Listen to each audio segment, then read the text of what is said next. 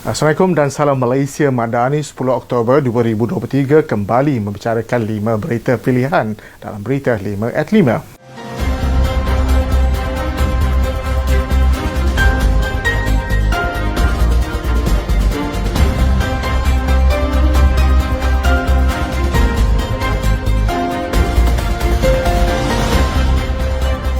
Menteri di Jabatan Perdana Menteri, Undang-Undang dan Reformasi Institusi, Datuk Seri Azrina Osman Said menegaskan bahawa kerajaan pada hari ini kekal komited dalam usaha melaksanakan reformasi institusi yang melibatkan pengasihan peranan peguam negara dan pendakwa raya. Katanya sejurus beliau dilantik sebagai anggota pentadbiran, beliau telah mula mempengusikan mesyuarat berkenaan dengan usaha pengasihan peranan kuasa tersebut yang merupakan agenda reformasi pertama. Beliau memaklumkan pada 16 Ogos lalu selepas Jemaah Menteri Kerajaan Perpaduan bersetuju supaya satu kajian empirikal yang terperinci dan holistik dibuat berkenaan dengan pengasihan kuasa tersebut. Jelasnya kajian tersebut akan memastikan agenda reformasi pertama dilaksanakan tanpa sebarang pengaruh politik serta urusan undang-undang di mana ia dilaksanakan secara terus selaras dengan agenda Malaysia. Terdahulu pada 12 September lalu, Azalina mempengusikan mesyuarat berkenaan di mana usaha reformasi pengasihan peranan tersebut bertujuan untuk mendapatkan input dan membincangkan terma rujukan serta cabaran-cabaran yang dihadiri oleh ahli-ahli yang berhormat termasuk daripada Blok Pembangkang. UMNO bahagian Sabak Bernam menjadi lokasi seterusnya untuk Presiden UMNO Datuk Seri Dr. Ahmad Zaid Hamidi dalam jelajah beliau bersama akar umbi UMNO pada ketika ini.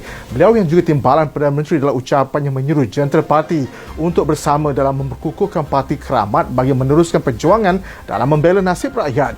Terdahulu pertemuan itu diadakan secara santai bagi memperkukuhkan perpaduan dalam kalangan akar umbi setelah melalui pelbagai cabaran dan bersedia untuk meneruskan perjuangan khidmat bakti.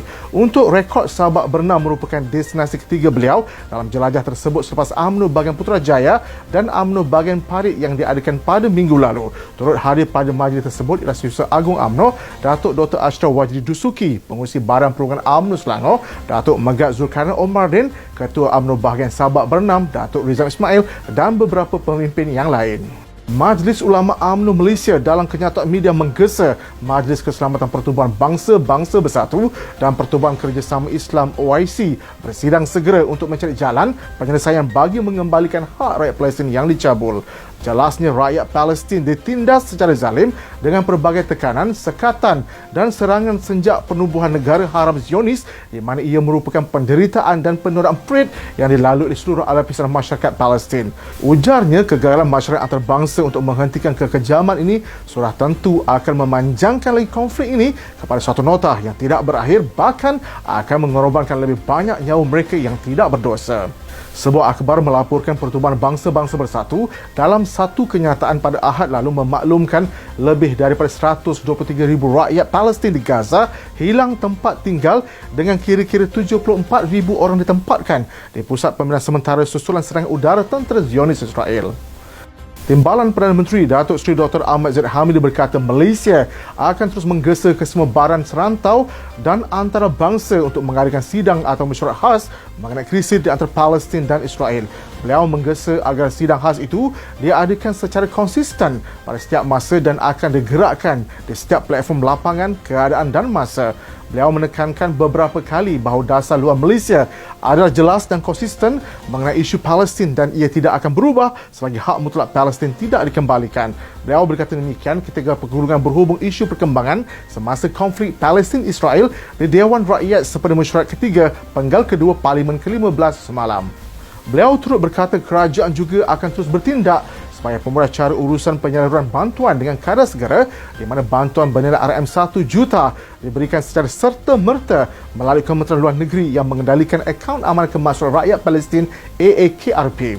Setiausaha Agung UMNO Datuk Dr. Ashraf Wajdi Dusuki melahirkan kesyukuran dan mengucapkan tahniah kepada seluruh ahli parlimen yang bersepakat dalam isu Palestin di Dewan Rakyat semalam. Beliau berkata semua anggota parlimen senada menyokong dan bersolidariti dalam memperjuangkan hak dan kepentingan rakyat Palestin demi mendapatkan kedaulatan hak tanah air mereka yang diceroboh.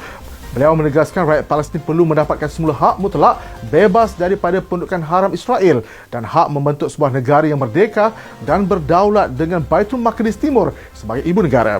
Terdahulu di bawah rakyat, ahli Parlimen Kerajaan dan Pembangkang Malaysia sepakat menyokong perjuangan rakyat Palestin bagi menuntut hak dan kedaulatan mereka yang ditindas oleh rejim Zionis Israel. Mereka menyatakan kesepakatan itu semasa sesi perbahasan Perdana Menteri berhubung perkembangan semasa konflik Palestin-Israel. Sekian daripada saya, Muhammad Saiful Muhammad Sahak. Jangan lupa untuk menjanji kita Isnin hingga Jumaat jam 5 petang. 5 berita pilihan hanya di Berita 5 at 5. Assalamualaikum dan salam Malaysia Madani.